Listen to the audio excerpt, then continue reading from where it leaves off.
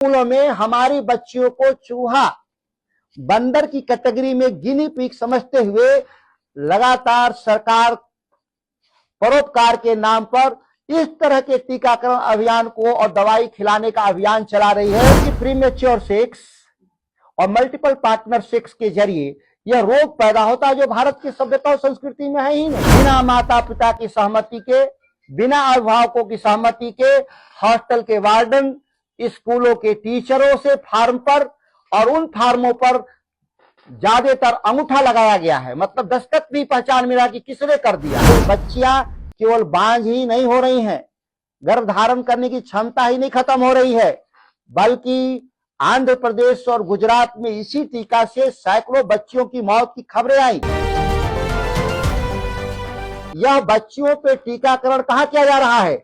वह स्कूलों में किया जा रहा है। हम गार्जियन के तौर पे अपनी बच्चियों को, भविष्य को सुरक्षित रखने के लिए जिन स्कूलों में हम भेजते हैं, उन स्कूलों में हमारी बच्चियों को चूहा बंदर की कैटेगरी में गिनी पिग समझते हुए लगातार सरकार परोपकार के नाम पर इस तरह के टीकाकरण अभियान को और दवाई खिलाने का अभियान चला रही है, जिससे हमारी बच्चियां केवल बांझ ही नहीं हो रही हैं, गर्भ धारण करने की क्षमता ही नहीं खत्म हो रही है, बल्कि आंध्र प्रदेश और गुजरात में इसी टीका से सैकड़ों बच्चियों की मौत की खबरें आई, जिस पर पार्लियामेंट की स्टैंडिंग कमेटी ने जांच किया और जांच में स्वतंत्र जांच की आदेश देने के बाद भी देश में बैठी हुई सरकार के लोगों ने स्वतंत्र जांच की जगह अपराधियों से ही जांच कराने का काम किया।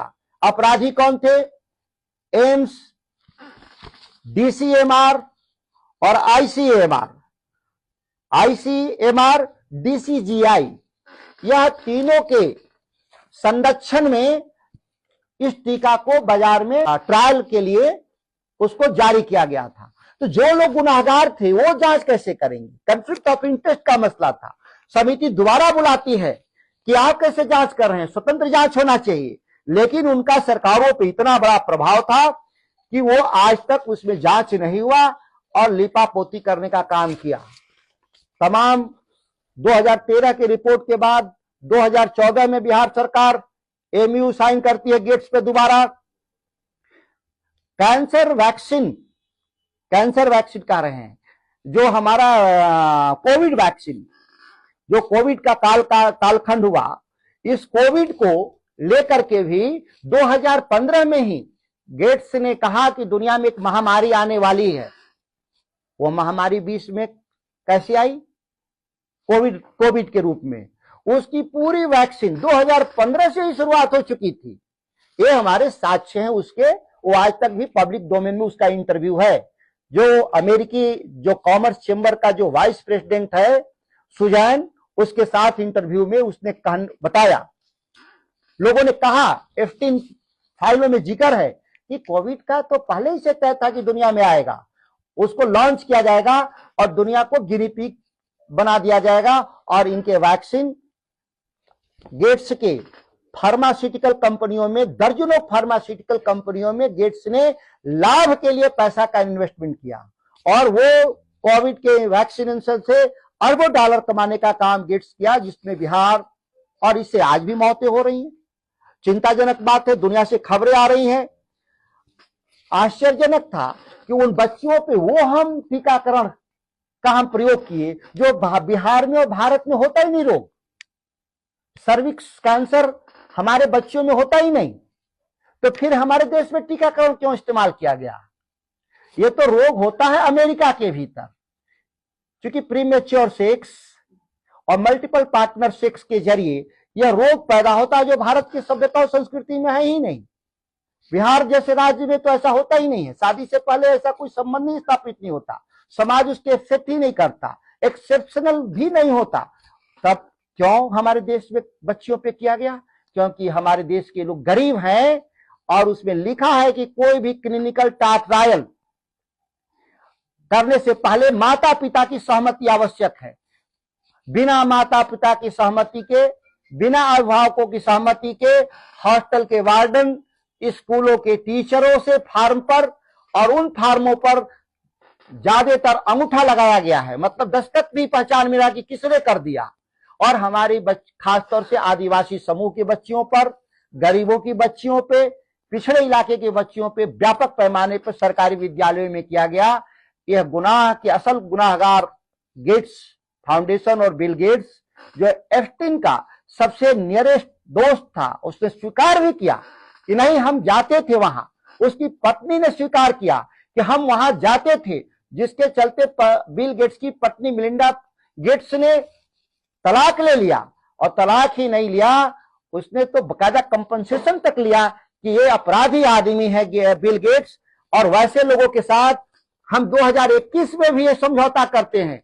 और एप्स्टीन खुलासे के बाद 13 फरवरी को पुनः इसी महीने में 13 फरवरी को गेट्स फाउंडेशन के साथ बिहार सरकार के वरिष्ठ अधिकारी और वरिष्ठ मंत्री, क्योंकि नीतीश कुमार जी बीमार हैं आजकल, वो कहीं पब्लिक डोमेन में नहीं जा पाते हैं, तो उनके प्रतिनिधि के तौर पे स्वास्थ्य मंत्री और गृह मंत्री जैसे वरिष्ठ मंत्री गलबहियां कर रहे थे।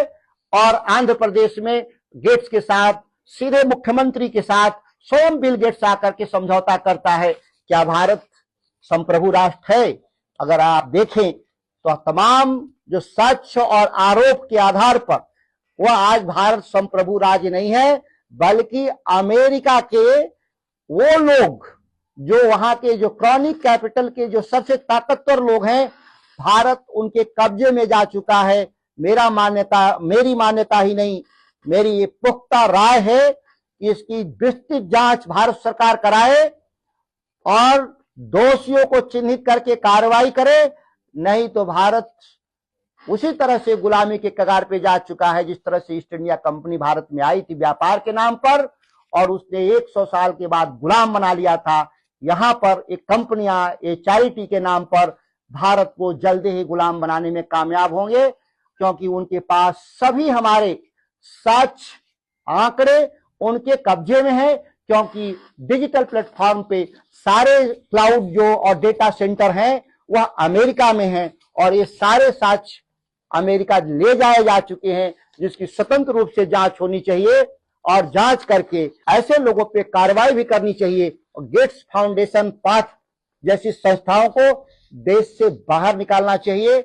इसको मैं सदन से लेकर सड़क तक हम इस लड़ाई को लड़ेंगे। जरूरत पड़ेगा तो न्यायपालिका का भी हम रास्ता अख्तियार करेंगे। ये पहला फेज है दस्तावेज, मैं जल्दी ही दूसरा फेज भी हम इनके खिलाफ सबूत लेकर आएंगे। एप्स्टीन, गेट्स और भारत सरकार के मंत्रियों और अधिकारियों के बीच जो गठजोड़ है उसका दूसरा एपिसोड भी लेकर जल्दी ही आएंगे।